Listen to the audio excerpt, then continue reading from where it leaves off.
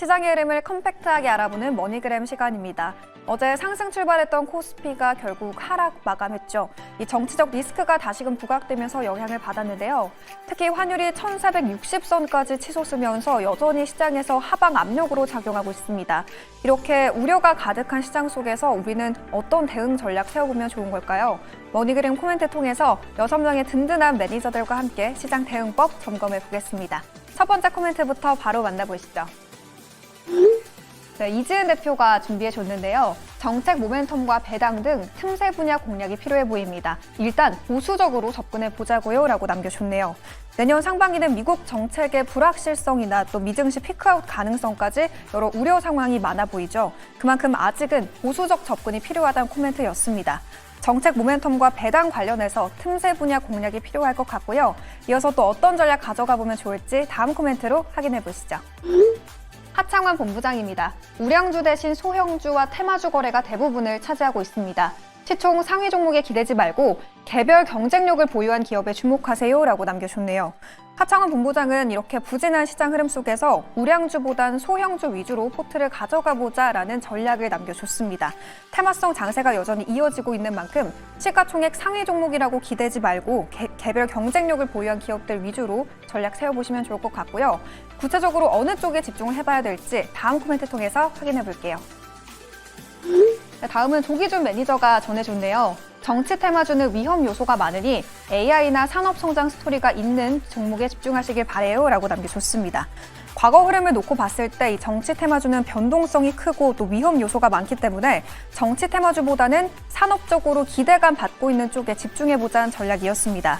추가적으로 조선 쪽에 관련한 기대감도 전달해 줬는데요. 미국의 한국 조선사와 협력 의지가 보이고 있는 만큼 이 중장기적으로도 조선주에 대한 기대감 계속 이어질 거란 전망이었습니다. 중장기적으로 조선주 성장 가능성이 확실하다라고 언급해준 만큼 주목해보시면 좋을 것 같고요. 연일 강세를 보이고 있는 조선 섹터, 지금 진입해도 늦지 않을 거란 전망이었습니다. 오늘 장에서 참고해보시고요. 이어서 다음 전략도 함께 확인해보시죠. 김용빈 주임이 남겨줬습니다. 업황은 어려워도 기술력에 따라 차별화된 장세가 예상됩니다. 엔터와 조선주에 주목하세요 라고 남겨줬네요.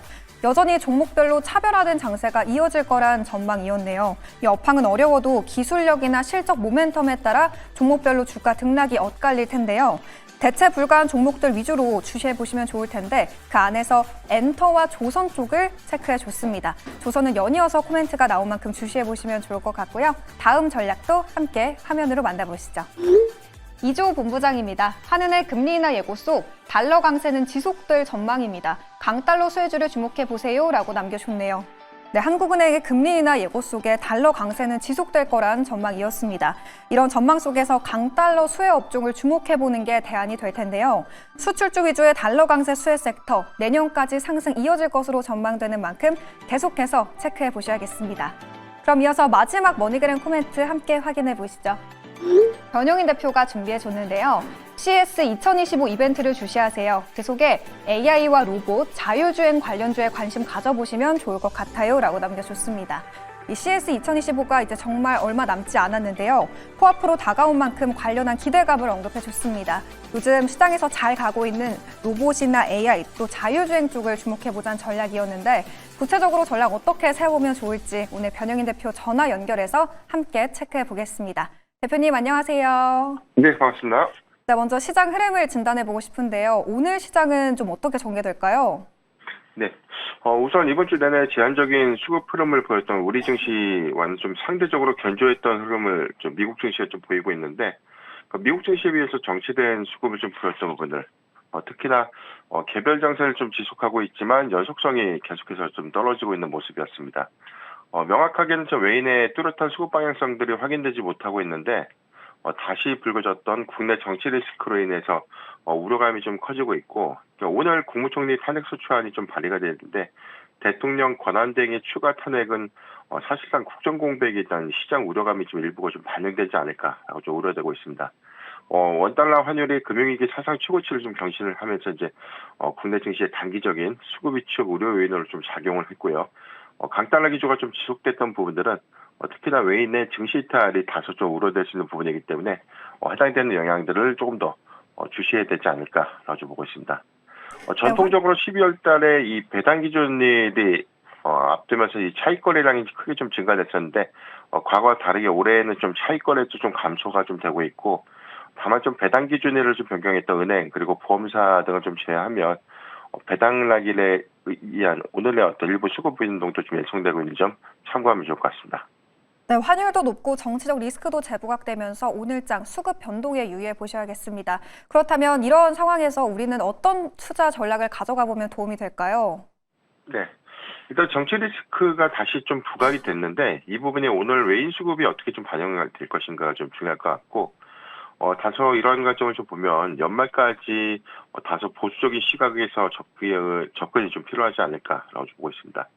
단기적 관점에서 지속될 것 같은데 일단 주도주인 반도체, 2차 전지 수급 공백이 좀 예상되고 있고 수급 전환이 당분간 좀 불가할 것이다라고 좀 보여지고 있는데 이와 맞물려서 이제 대내외 리스크 그리고 국내 증시의 수급 변동을 좀 감안해 보면 적극적인 어떤 포트폴리오 유지보다는 현금 보유 전략이 연말까지는 좀 유효하지 않을까라고 좀 판단이 되고 있습니다.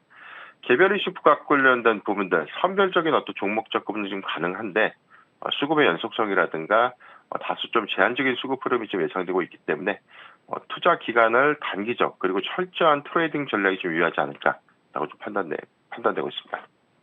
네, 단기적으로 불확실성이 이어질 만큼 현금 보유 전략을 세워보셔야겠고요. 또 선별적으로 종목을 접근해보되 단기적인 트레이딩 전략으로 세워보셔야겠습니다.